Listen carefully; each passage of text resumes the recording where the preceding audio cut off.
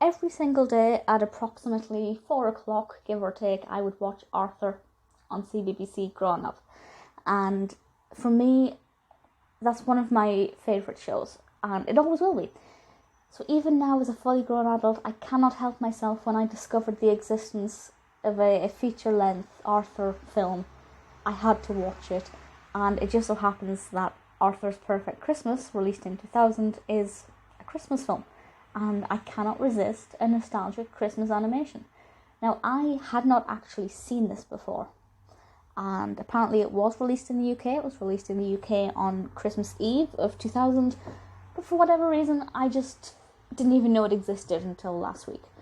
And I watched it, and I was really, really, really pleasantly surprised at the messages this was delivering.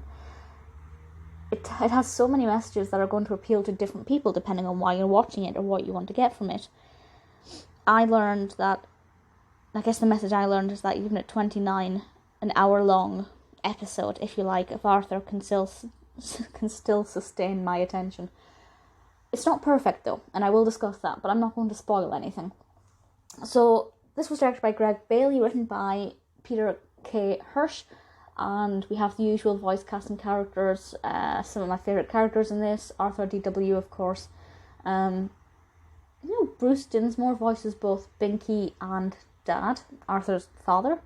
That's pretty impressive stuff, because they're very different voices. Buster, Francine, Muffy, the Brain, and Mr. Ratburn, of course, and Pal. Pal has to be in this, and basically it starts off with Arthur playing the piano, lovely singing voice provided by Philip Penalosa, and the voice of Arthur is actually Michael Yarmush. And it seems like Christmas is going to be perfect, but of course, as the narrative progresses, things start going wrong. And I'm not going to say what those things are, but I will discuss the morals and messages in this, because obviously I don't have children, but I assume that if you're a parent with children, you're going to want to know what this film is supposed to be saying. If you're just a fan of Arthur though, and just looking for the nostalgia, absolutely give it a watch. It's good fun, it's a great way to take yourself back to childhood, but without the memory. If, like me, you hadn't seen this, I was experiencing it in a new way, but I still got that nostalgic rush, and I always love a Christmas film. So the messages we have in here are, well, first of all, we learn about other religions because Francine is actually celebrating Hanukkah, and she can't go to Muffy's party. So the message there, of course, is that other people have different holidays. Christmas is not the big deal to everybody, and Buster is celebrating Christmas with his single-parent mother, and it's obviously a lot of stress for his mother, and he learns a little bit about that and considers that maybe Christmas doesn't need to be a big deal, and he can celebrate another holiday if he wants. I won't go into what they do about that. There's a really, really fun and lively song that comes out of that discussion that he has. I really like the songs in this. They are catchy and very engaging, apart from the one that DW listens to, the one that plays in the Toyland shop. Arthur, of course, as our protagonist, is going to learn quite a lot. He's learning, I guess, the true meaning of Christmas, which, is an obvious message, but ultimately I think every Christmas film aimed at children needs to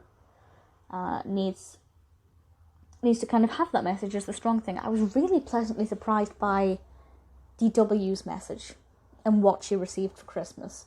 And again, won't spoil it, but I honestly thought that problem would be resolved in DW's favour. And I'm just really pleased with the outcome. Really, really very pleased. Binky also learned some things. He learned about cooking, which was quite amusing and quite entertaining. Honestly, it's good fun. It does feel festive. It will put you in the holiday spirit. It might make you a little bit stressed as well, because it's very high energy, particularly the shopping scenes. But I also kind of feel like I wish it was now Christmas. And just for the record, I'm recording this in August. So not quite yet, But it's, yeah, I really thoroughly enjoyed it. If you get a chance to see it, definitely do. If you haven't ever seen Arthur, I don't think this will appeal to you, just because, well, I mean, if you're a young child it might be, but I'm hoping if you're a young child you're not listening to me.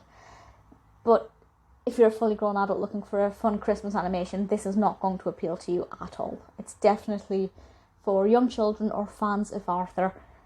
But thankfully I fall into one of those two categories, and as such I adored it. And I was going to say I can't fault it. Actually, the editing is really bad. At one point Buster says his mother wakes him up every year on the 23rd, which is what, and he was woken up early that morning. And then about 10 minutes later, we find out that it's the next morning is the 23rd. And something similar happened with Arthur, where Arthur was saying, if we have this today, what we have for dinner tomorrow, referring to Christmas Day. But then we see the calendar and it's only the 23rd, so the editing is bad, or the continuity. I'm not 100% sure what I want to refer to that as, but aside from that, it's good fun. Basically, can't fault it.